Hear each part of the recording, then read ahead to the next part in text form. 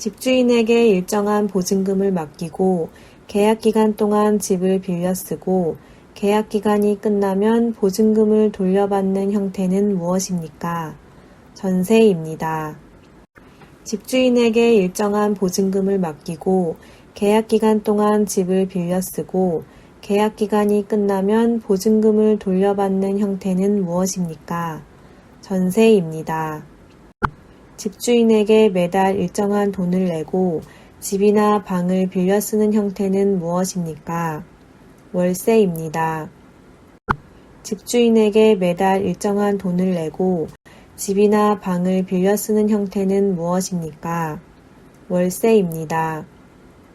보증금이 전세보다 적고 월세보다 많고 전세와 월세를 혼합한 거주 형태를 무엇이라고 합니까? 반전세입니다.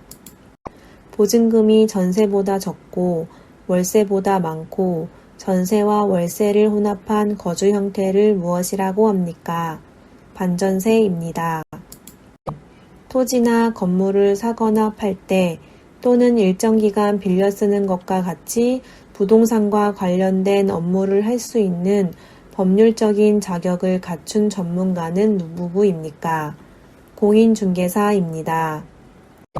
토지나 건물을 사거나 팔 때 또는 일정 기간 빌려 쓰는 것과 같이 부동산과 관련된 업무를 할 수 있는 법률적인 자격을 갖춘 전문가는 누구입니까?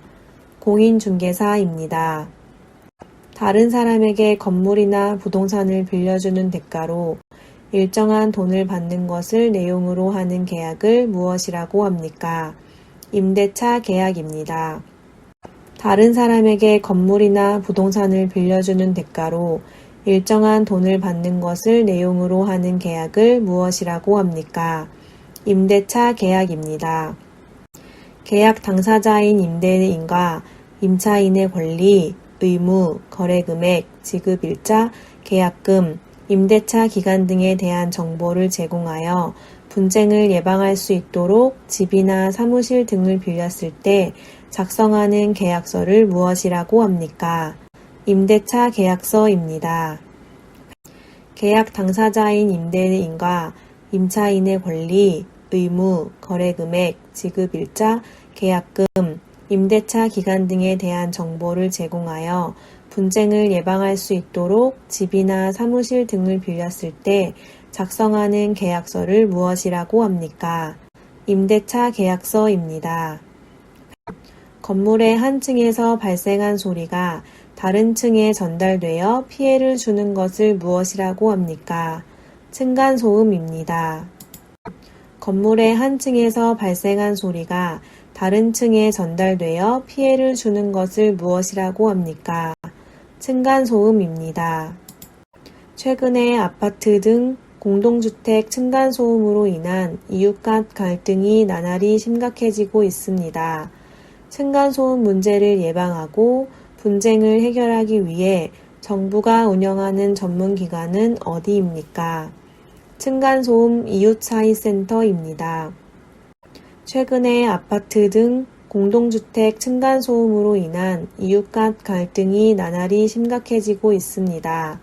층간소음 문제를 예방하고 분쟁을 해결하기 위해 정부가 운영하는 전문기관은 어디입니까? 층간소음 이웃사회센터입니다. 다른 사람의 건물 등을 빌려 쓰는 대가로 내는 돈을 무엇이라고 합니까? 세입니다. 다른 사람의 건물 등을 빌려 쓰는 대가로 내는 돈을 무엇이라고 합니까? 세입니다. 세를 내고 남의 집이나 방 따위를 빌려 쓰는 사람을 무엇이라고 합니까? 세입자입니다. 세를 내고 남의 집이나 방 따위를 빌려 쓰는 사람을 무엇이라고 합니까? 세입자입니다. 새 집으로 이사 간 후 가족, 친지, 친구 등을 불러서 하는 잔치를 무엇이라고 합니까? 집들이입니다.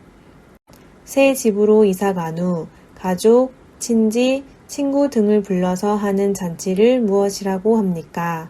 집들이입니다. 아파트 등 공동주택 층간소음으로 인한 이웃 간 다툼과 분쟁이 발생하면 어디에 신고합니까? 층간소음 이웃사이 센터입니다. 아파트 등 공동주택 층간소음으로 인한 이웃 간 다툼과 분쟁이 발생하면 어디에 신고합니까? 층간소음 이웃사이 센터입니다. 공동주택 층간소음으로 인한 이웃 간 갈등과 분쟁이 이웃사이 센터에서 해결 안 되는 경우 해결해 주는 기관은 어디입니까? 환경분쟁조정위원회입니다. 공동주택 층간소음으로 인한 이웃 간 갈등과 분쟁이 이웃사이 센터에서 해결 안 되는 경우 해결해 주는 기관은 어디입니까? 환경분쟁조정위원회입니다.